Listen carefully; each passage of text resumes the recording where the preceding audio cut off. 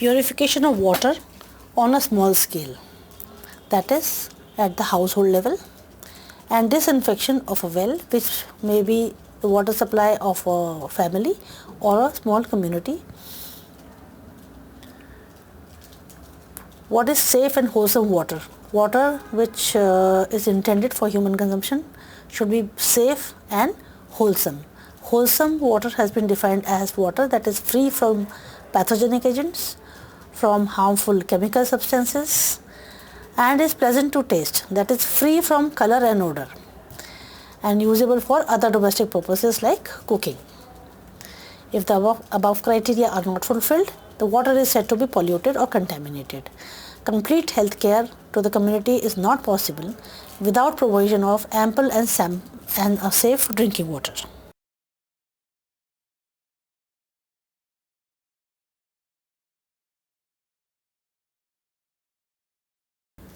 The domestic or household level purification of water. Methods available for purification of water at individual or domestic scales are boiling, chemical agents for disinfection, filtration, ultraviolet irradiation, and multi-stage reverse osmosis purification. Boiling is an excellent method of purifying water, but for being effective, the water has to be brought to a rolling boil and remain so for 20 minutes. Advantages of boiling are: boiling kills all bacteria, spores, cysts, ova, and viruses and yields sterilized water. In addition, it removes temporary hardness. And the disadvantages of boiling are: it alters the taste of water. Though this alteration of taste is harmless, but many people do not like this taste. And that there is no residual protection against any subsequent bacterial contamination after the water is stored. Hence, the water should be boiled, preferably in the same container in which it is to be stored.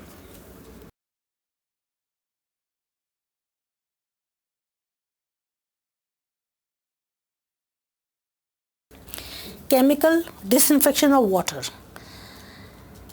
can be the most commonly used chemical for disinfection is chlorine, and chlorine can be in the form of bleaching powder, chlorine solution, high test hypochlorite or HTH, chlorine tablets. Other chemicals for disinfection of water can be iodine and potassium permanganate.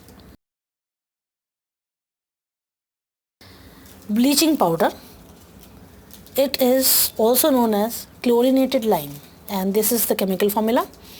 It is a white amorphous powder with a pungent smell of chlorine. A freshly made powder has 33% available chlorine, but it is an unstable compound, and on exposure to light, air or moisture, it can rapidly lose its chlorine content. But if bleaching powder is mixed with excess of lime, it retains its strength, and this mixture is known as stabilized bleach. Therefore, the bleaching powder should be stored in a dark, cool and dry place and in a closed container which is resistant to corrosion. The chlorine content, in addition, the chlorine content of the bleaching powder which has been stored should be checked periodically. The principle of chlorination is using chlorine in any form is that highly polluted and turbid waters cannot be directly chlorinated. They need to be clarified prior to chlorination using some kind of filtration. And that we have to estimate the required amount of dosage of bleaching powder first. This can be done using ready-made charts. And a rough estimate is 0.7 milligram of applied chlorine per liter of water.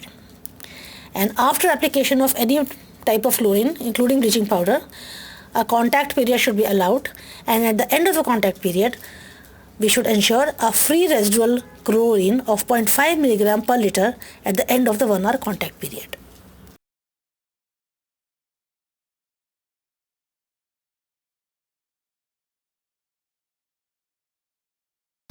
Other sources of chlorine, the chlorine solution may be prepared from bleaching powder, that is mixing 4 kilograms of bleaching powder with 25% available chlorine in 20 liters of water will give 5% solution of chlorine. Ready-made chlorine solutions are also available in different strengths. The chlorine solution also is subject to losses on exposure to light or on prolonged storage. Hence, the solution should be kept in a dark, cool and dry place and in a closed container. High-test hypochlorite is also a calcium compound of chlorine and contains 60 to 70% available chlorine. It is more stable than bleaching powder, and solutions prepared from HTH can also be used for water disinfection. Ready-made charts can be used to estimate the dose of HTH required. It is expensive. Chlorine tablets. These are available under various trade names. They are good for small quantities disinfecting small quantities of water, but they are costly. National Environmental Engineering Research Institute, Nagpur, has formulated certain type of chlorine tablets which is much better than the ordinarily available tablets, and these are available in various strengths. One tablet of 5.5 gram is sufficient to disinfect 20 liters of water.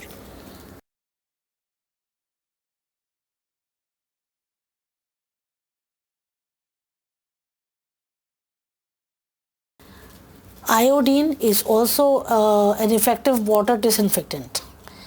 It may be used in emergency situations. For example, a few people trapped inside a building during floods or on a small piece of land surrounded by water.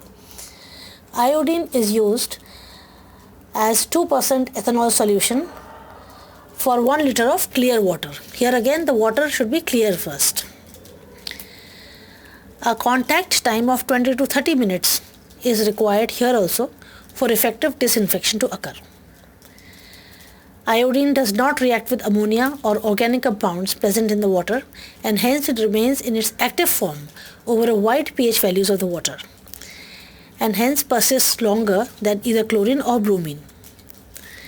Still, iodine is unlikely to become a large-scale disinfectant because it is costly and is physiologically active. It may harm some people like hyperthyroid, like pregnant women. So even in emergency situation, these people should ensure caution while using iodine as a disinfectant.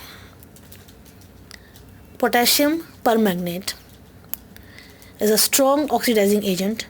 It kills cholera vibrio but not so effective against other organisms, and it also alters the color, taste and odor of the water. Hence it is no longer recommended for water disinfection. Only in emergency situations it can be used.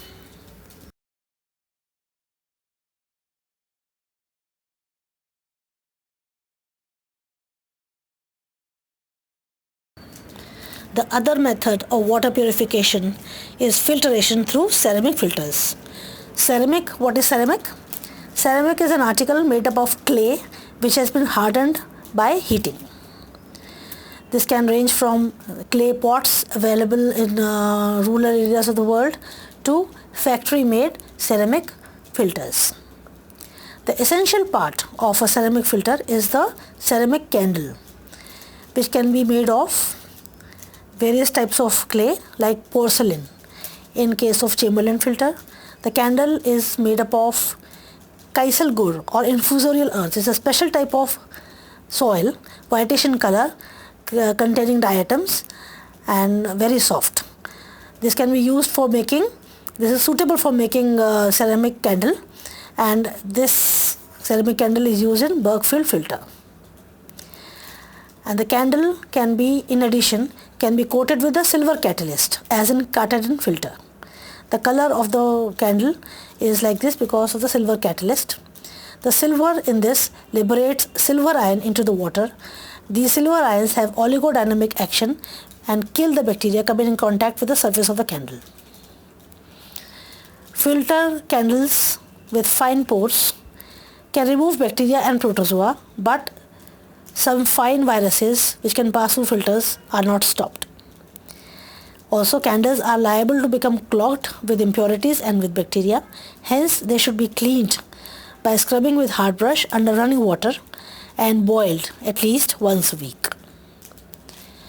Only clean water should be used with ceramic filter, otherwise it will clog very fast. Hence, it is not quite suitable for widespread use under Indian conditions because it is not effective against viruses. There is no residual protection like chlorine. Hence, recontamination of the filtered water can occur. Variable quality of candles may be available with no quality control. Filters can break over time and there is a need for spare parts, otherwise it will not function anymore. The flow rate is very slow, especially even for non-turbid waters. And filters and the receptacle which collects the water need to be cleaned regularly, especially after filtering turbid water.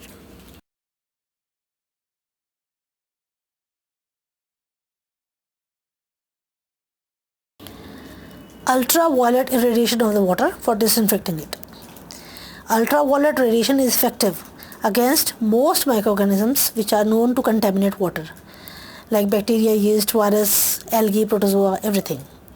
And the method of disinfection using ultraviolet radiation is exposure of a film of water to one or more quartz mercury vapor arc lamps which emit UV rays in the desired wavelength. The water should be free from turbidity and suspended in colloidal constituent before being introduced in for ultraviolet irradiation. Advantages of ultraviolet irradiation are that short period of exposure is required, no foreign matter is introduced in the water, hence there is no alteration of taste, odor or color of water, and overexposure also does not result in any harmful effect. Disadvantages is that there is no residual effect, so the disinfected water can subsequently become infected while storage.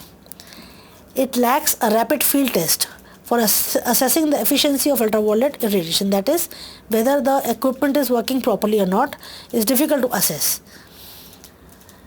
and the needed apparatus is expensive. Hence, it has limited application to individual level or institutional systems only.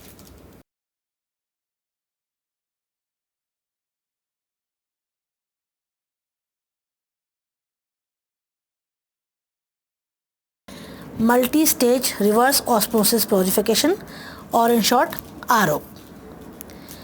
There are a number of cartridges. The clarity cartridge first removes the suspended particles, that is more or less acts like a filter. Then the reverse osmosis cartridge, it reduces the dissolved solids, hardness of water, heavy metals and all the microorganisms. The principle of reverse osmosis. If two solutions are separated by a semi-permeable membrane, that is membrane that allows the passage of solvent but not that of solute, then the solvent naturally would pass from lower concentration solution to the higher concentration solution, and this process is known as osmosis. However, it is possible to force the flow of the solvent in the opposite direction, that is from the higher concentration solution to the lower concentration solution, and this can be done by increasing the pressure on the higher concentration solution. The required pressure is known as osmotic pressure and the process is known as reverse osmosis. Therefore, RO creates two streams of water, one of treated water meant for drinking and another of wastewater which is highly concentrated. RO rejects monovalent ions also and obviously organic molecules. RO reduces total dissolved solids, hardness of water, heavy metals and all bacteria, viruses, protozoa and cysts. The water is hence rendered both chemically and microbiologically potable. But again, these do not provide residual protection. Hence, there is a need to add small amount of persistent disinfectant like chlorine if this water is to be distributed in the community. So before distribution, chlorine need to be added.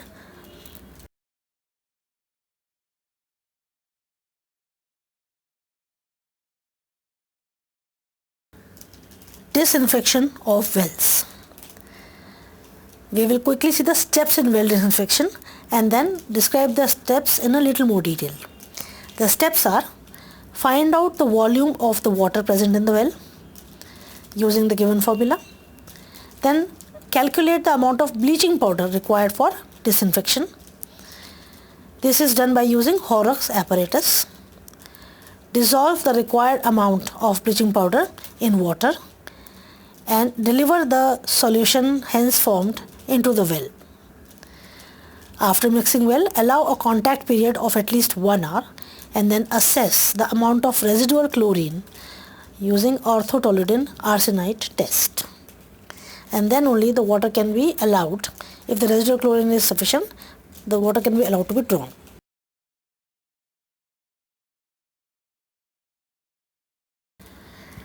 The first step, that is finding out the volume of water present in the well. Measure the depth of the water column. Let it be h meters. Measure the diameter of the well, d meters. Substitute h and d in the following formula. Multiply by 1000 because 1 cubic meter is 1000 liters of water. So this will give the liters of water in the well. Second step is to find out the amount of bleaching powder required for disinfecting this volume of water.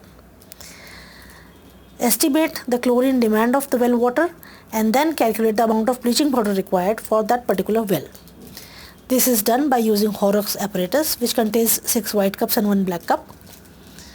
The first cup, which develops blue color, gives an estimate of the amount of bleaching powder required for disinfecting 455 liters of the well water. The steps in usage of Horrocks apparatus for calculating the dose of bleaching powder required are explained at the end of the lecture. This is the second step, that is finding out the amount of bleaching powder which will be required for disinfecting all the water in the particular well. The third step is dissolving the bleaching powder, required bleaching powder in water. The calculated amount of bleaching powder is drawn and placed in the bucket. It is made into a thin paste using some water and more water is added till the bucket is nearly 3/4 full. The contents are stirred well and then we allow the solution to sediment for 5 to 10 minutes. The lime settles down.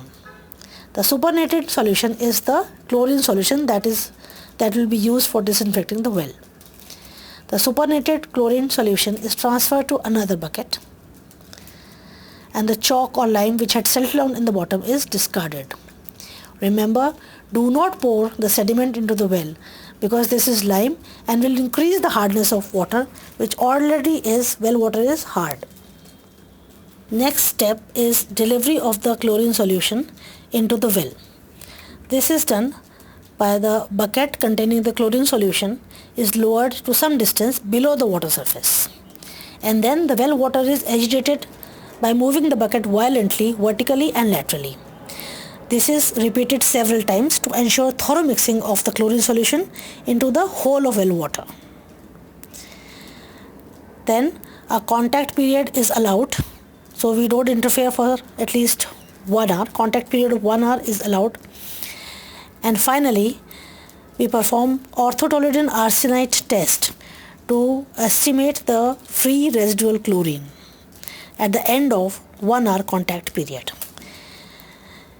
This is done to check the level of free residual chlorine after 1 hour, and if the free residual chlorine is found to be less than 0.5 mg per deciliter, the entire procedure is to be repeated before allowing any water to be drawn. Hence, wells are best disinfected at night after the day's draw off of water has been done. During epidemics of cholera, wells should be disinfected every day and not just periodically. Disinfection of wells during an emergency, like an epidemic of any waterborne disease. The double pot method. An outbreak of cholera is an example of an emergency. During an emergency, it is desirable to ensure a constant dosage of chlorine to the well water rather than periodic chlorination. So one method of doing this is the double pot method. Double pot method has been devised by National Environmental Engineering Research Institute, Nagpur, India. There are 2 cylindrical pots. One pot is placed inside the other. The outer pot is 30 cm in height, diameter 25 cm. There is a hole in the outer pot, which is 1 cm in diameter at a height of 4 cm above the bottom. The inner pot fits into the outer pot. It also has a hole of 1 cm diameter near the upper end. How is it used? A mixture of 1 kg bleaching powder and 2 kg sand is prepared and moistened with some water. The inner pot is filled with this mixture up to 3 cm below the hole in the inner pot. The inner pot is then placed into the outer pot. The mouth of the outer pot is then closed with polythene. The double pot is then lowered into the well by means of a rope. And the pot should be immersed below the water at least 1 meter below the surface to prevent damage by the buckets which are used for drawing water throughout the day. The device can work satisfactorily, can continuously disinfect water for 2 to 3 weeks in a small household well containing approximately 4500 liters of water and a draw rate of 360 to 450 liters per day. A little detail of the steps using Horrocks apparatus. Horrocks apparatus is used for calculating the amount of bleaching powder which will be required for disinfecting that particular well. It consists of 6 wide cups, each of 200 ml capacity, 1 black cup with a circular mark, 2 metal spoons. Each metal spoon holds 2 grams of bleaching powder when it is filled up to the brim and leveled. 7 stirring rods made up of glass, 1 special pipette, 2 droppers, 1 starch iodide indicator solution, and an instruction folder. Steps in using Horrocks apparatus. 1 level spoonful, that is 2 grams of bleaching powder, is placed in the black cup and is made into a thin paste using little water. And then more water is added to the paste to bring up the volume up to the circular mark. And the solution thus prepared is the chlorine stock solution. The 6 white cups are filled with water which is to be tested from the well. Using the special pipette which is provided with the apparatus, 1 drop of the stock solution is added to the first cup filled with water, 2 drops to the second cup, 3 drops to the third cup, 4 drops to the fourth, 5 to the fifth, and 6 drops to the sixth cup. Stir the water in these cups using a separate rod for each cup. Therefore, we have 6 stirring rods. Then wait for half an hour, allowing the contact period. Add 3 drops of starch iodide indicator to each of the white cups. Development of blue color in the water indicates presence of free residual chlorine. The first cup which develops this color gives an estimate of the amount of bleaching powder which will be required to disinfect 4,455 liters of the sample well water. So if the first cup develops, that is one with 1 drop of stock solution, develops blue color, that means just 1 spoonful, that is 2 grams of the bleaching powder is required for disinfecting 455 liters of the water from that well. If fourth cup develops blue color, that means 4 spoonfuls, that is 8 grams of bleaching powder for 455 liters of water. If the sixth cup develops a blue color, then 6 spoonfuls, that is 12 grams of bleaching powder is required to disinfect 455 liters of the water from that well.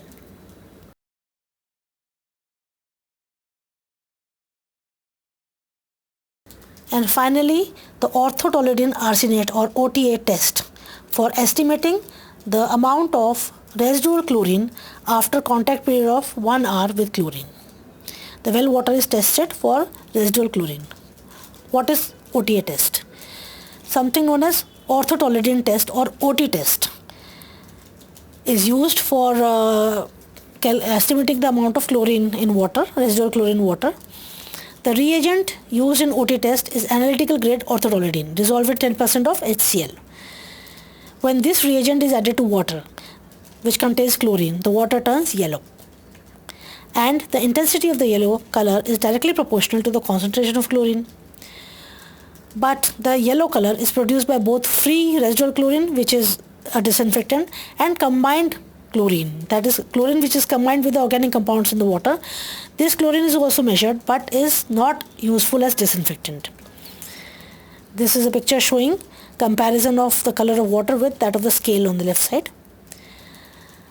But still we can see that free chlorine reacts instantly with the orthotoledine reagent and combined chlorine reacts more slowly. Hence, when we add 0.1 ml of reagent to 1 ml of water, of the test water, the yellow color which is produced within first 10 seconds gives the amount of free chlorine. And the deeper yellow color which appears after a few minutes gives the amount of total chlorine, that is free and combined chlorine. Still, the orthotoledine test is still not accurate because other impurities like iron, manganese, nitrate, etc. also produce false yellow color, and then they indicate a falsely higher level of residual chlorine. So orthotoledine arsenite test is an improvement of the just orthotoledine test. In this, the level of the free and combined chlorine are determined as it is done in the OT test. But in OTA test, the water sample is dechlorinated after the OT test and then the test is repeated. The yellow color which is now produced, that is after dechlorination, indicates the amount of other interfering substances such as nitrites, iron and manganese. And this level can be subtracted from the free and combined residual chlorine which was estimated above to obtain the true residual level of chlorine. Hence, the error can be overcome.